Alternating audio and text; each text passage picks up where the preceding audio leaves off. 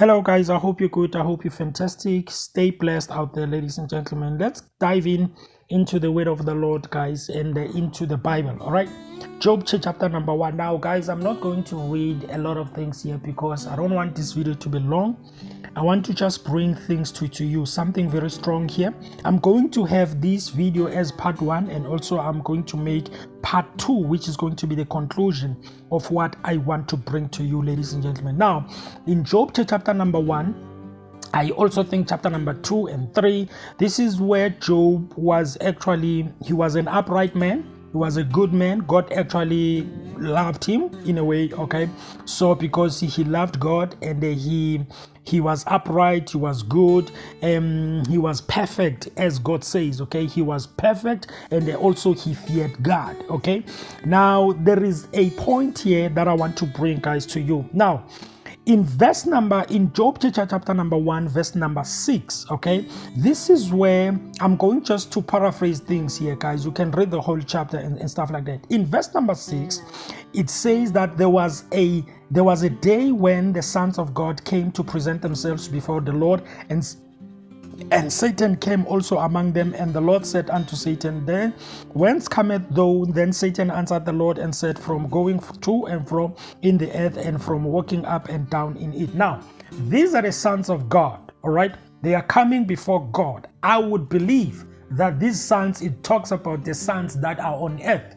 Those who are serving God, those who are praying to God, those who love God and stuff like that. All right. Now they are going to God and they are going to present themselves. Now the devil on earth, he is walking around there. He is among them. Okay. And God sees Satan. And guess what happens? God starts the conversation. He asked him, Where do you come from? He's asking him, Where do you come from? And then the devil answered that. He said, okay. Then Satan answered the Lord and said, From going to and fro in the earth, and from walking up and down in it.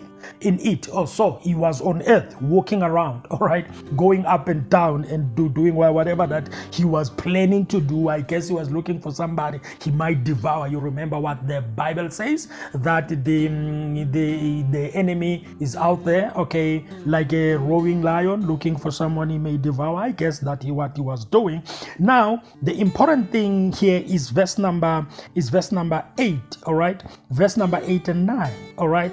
That is where the conversation actually continues. Remember, guys, this conversation is started by God. All right, God is talking to Satan, and he says in verse number 8, And the Lord said unto Satan, Hast thou considered my servant Job, that there is none like him in the earth, a perfect and an upright man, one that feared God and sheweth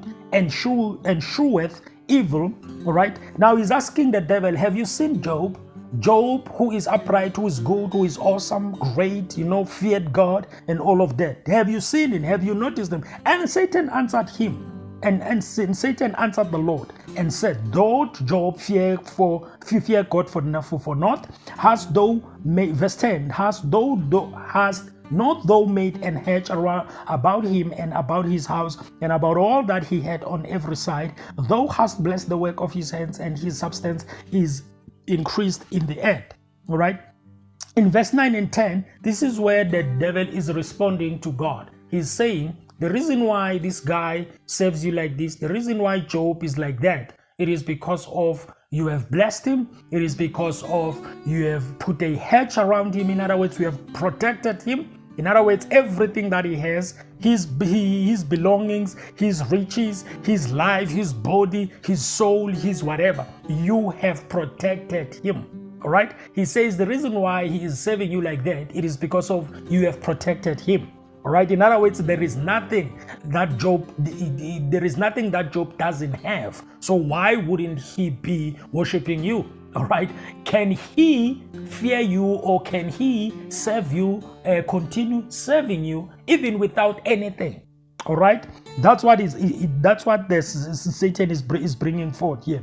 And now in verse number 11, now I can also bring a point that says to you, ladies and gentlemen, it is possible that God can protect you in such a way that the devil cannot penetrate you. The devil cannot penetrate your life and try to destroy it. He can protect you and put a hedge around you in such a way that the enemy cannot get to you. I believe that he does that to us.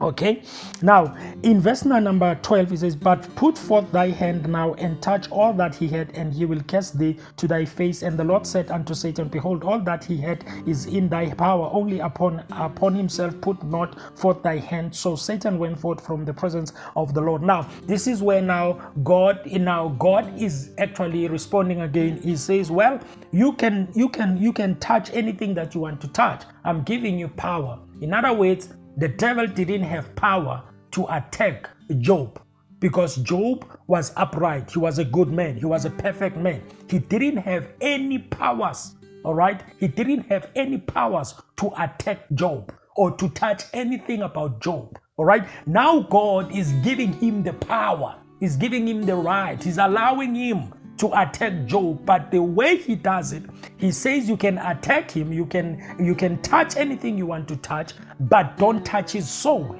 In other words, you can touch his cattle, touch his riches, including his body, but don't touch his soul. In other words, God moved. Now, this is very important. Now, God moves his protection from his material stuff, from his riches and everything that is material, and he moves it, all right? Anything, he moves his protection from anything that is carnal, if I may use that word, and moves it into a soul. In other words, he protects his soul. All right, he says you have power in everything, but you don't have power in his soul. You can't touch his soul. Okay, now, in other words, the other version says you can't touch his person. All right, now the devil or Satan actually went away and actually maybe I guess he went to prepare to do whatever. Now in verse number 13 it says, and there was a day when his sons and his daughters were eating and drinking wine in the eldest brother's house, and they came. And now this is where, guys, you can read from verse number 13 going down, because this is where things happen. All right, now after that Satan started to touch everything that Job had, the physical part of his life, the carnal life that he had, riches, everything that he had, and including his body. And these things, guys, these events that actually happened to Job, they happened once, like that, like at once. Okay, there was no gap. They were happening like that, going in and out, up and down. He didn't know what to do. Now he was attacked on his riches. His cattle were destroyed. His sons were killed. Everything, and his body got sick. And then after that, he even went so far to his wife looked at him and he was like, and she was like, you know what? Why don't you just curse God and die?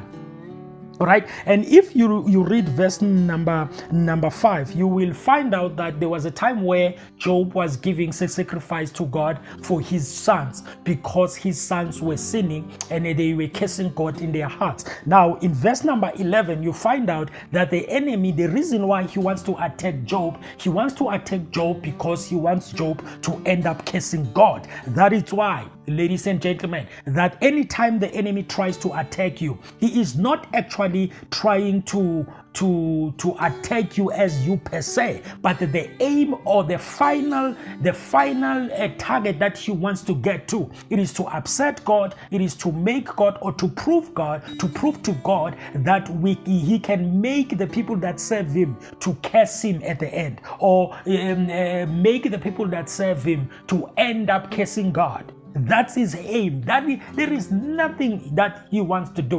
All right, that is the only thing that he wants to do, to make people that serve him to end up cursing God. All right, and then after that he was attacked and everything like that. His wife said, you can curse God and die and all of that, but Job didn't do that. And if you check this, guys, the reason why Job was able to stand still like this, he was able to stand, not curse God, it was not because of his strength.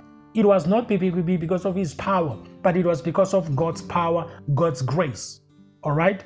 God's power, God's grace. Okay? He gave him, he was actually holding him to stand still. It was God's power, God's hand upon him, not his own strength.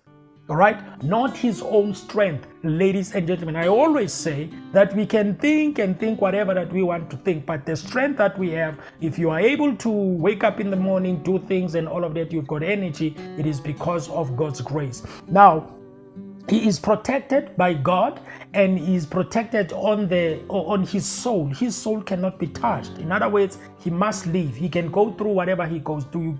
Now, I can also bring something very important. Maybe it might sound otherwise to you, but I'm going to bring it anyway. All right. You can actually tell that if God allowed Satan to actually touch his carnal life, his riches and everything, it means that anything that is carnal is not important to God.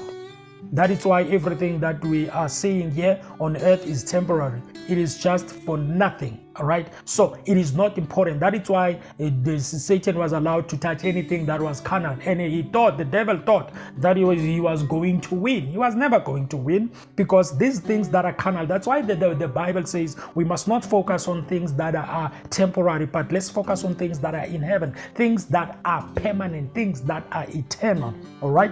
Now, this is what I want to bring to you guys. Before I'm going to go on and make part 2, and part 2 will actually be the last video where I will be explaining on what I want to bring to you.